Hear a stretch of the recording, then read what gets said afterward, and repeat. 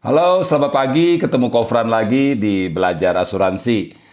Hari ini Kofran mau jawab video yang dibuat oleh Miss Bong. Beberapa waktu yang lalu, Kofran banyak dikirimi dari rekan kerja terkait komplain Miss Bong terhadap kenaikan biaya asuransi kesehatan. Info saja bahwa perusahaan asuransi itu di Indonesia ada dua, yaitu perusahaan swasta nasional dan juga perusahaan joint venture. Jadi bukan masalah bendera biru, bendera merah, bendera hijau, atau bendera apapun lah. Semua sama di bisnis asuransi. Yang kedua adalah kenaikan biaya asuransi. Secara umum, tabel asuransi atau tabel biaya asuransi setiap perusahaan sudah mengeluarkan pricing sesuai dengan perhitungan aktuaria. Beda usia, beda premi, itu sudah pasti. Sehingga kalau terjadi kenaikan usia, tentunya juga akan terjadi kenaikan biaya asuransi.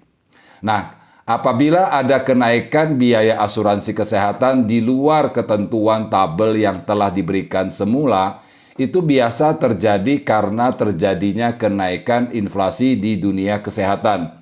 Kenaikan biaya obat-obatan, kenaikan biaya dokter, kenaikan biaya alat-alat yang digunakan pada saat perawatan, sehingga ada kemungkinan perusahaan asuransi menaikkan biaya kos asuransi kesehatan.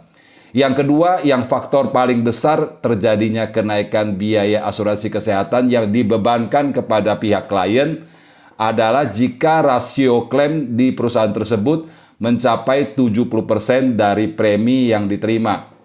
Biasanya perusahaan akan segera menaikkan biaya asuransi kesehatan atas polis-polis nasabah jika terjadi rasio klaim setinggi 70%. Ini secara umum di dunia asuransi. Jadi biar Miss Bong tahu bahwa tidak ada perusahaan yang sengaja menaikkan kos asuransi jika memang rasio klaim mereka tidak besar.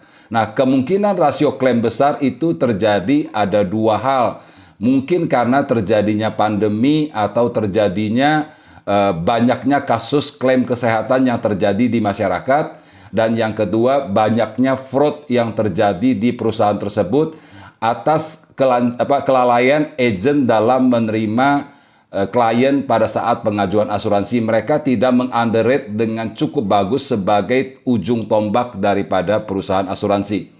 Oleh karena itu, hati-hati beli asuransi kesehatan, beli kepada agen-agen asuransi yang memang mengerti tentang hal-hal yang terjadi, kemungkinan-kemungkinan kenaikan biaya, kemungkinan-kemungkinan gagal klaim, dan itu perlu dipertanyakan sebelum Anda tanda tangan proteksi yang Anda beli. Itu saja dari Kofran, tetap semangat, salam sukses.